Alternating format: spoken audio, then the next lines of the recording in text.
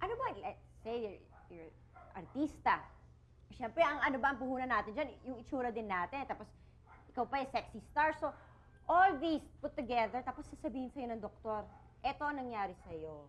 Baka hindi ka na makakita. Ano mang naramdaman mo ng mga oras na yun? Actually, hindi yung ano yung takot ang naramdaman ko nung time na yun. Kasi inisip ko unang-una, ano kaya magiging career ko pagka hindi na ako makakakita. Oo, di ba? Yun ang pinakamabigat sa akin. Kasi I have my family to take care of. Like, I have my sister and brother. So, yun ang unang-unang kinatakot ko. After nun, after a while, nung nalaman kong hindi ako makakita, parang secondary na lang yung insulto ng mga taong sasabihin sa akin, lalo na pag sexy star ka, syempre, may mga kagalit ka dyan, hindi mo maiwasan.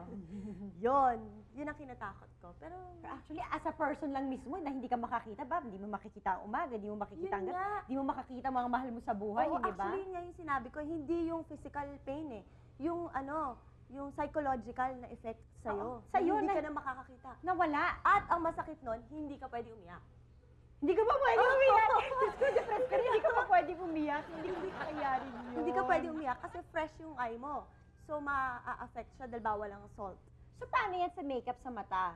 Kasi you have to put makeup eh. Mhm. So, ano yan? Ano na, how do you do it? Nung time na yun, hindi talaga ako naglalagay. Sobrang eye makeup. takot Sobrang takot ko. So, lagi ako nakashave. Pero ngayon, pwede ka nang maglagay. Ngayon, pwede na ulit. Pati mascara. So, Mm-mm. how do you wash your face, your eyes? Kasi po minsan pa nag-wash tayo ng ano, di ba, kailangan maglagay ka ng cream. Paano pag pumasok yung cream sa loob ng mata mo? Ingat na ingat lang talaga. Kailangan hindi siya mapasukan ng cream or soap. Naku, Diyos ko. Lahat ng things that we take for granted sa mukha natin, sa mata natin, doon mo marirealize kapag nangyari sa yung Sobrang gano'n, ano? bilis. Sobrang bilis. Yung Sa like isang ngayon, iglap lang, oo. everything could go.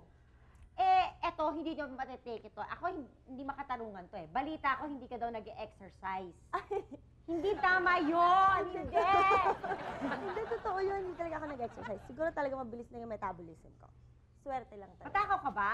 Sobra. Like, I eat rice ng morning, lunch, dinner. Pati bago ako matulog, nag-rice pa rin ako.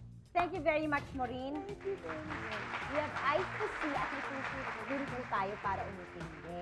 Ang kwento ni Maureen ay may leksyon na gustong ituro sa atin na di natin makikita if we look at it differently. Magbabalik po si Kayo.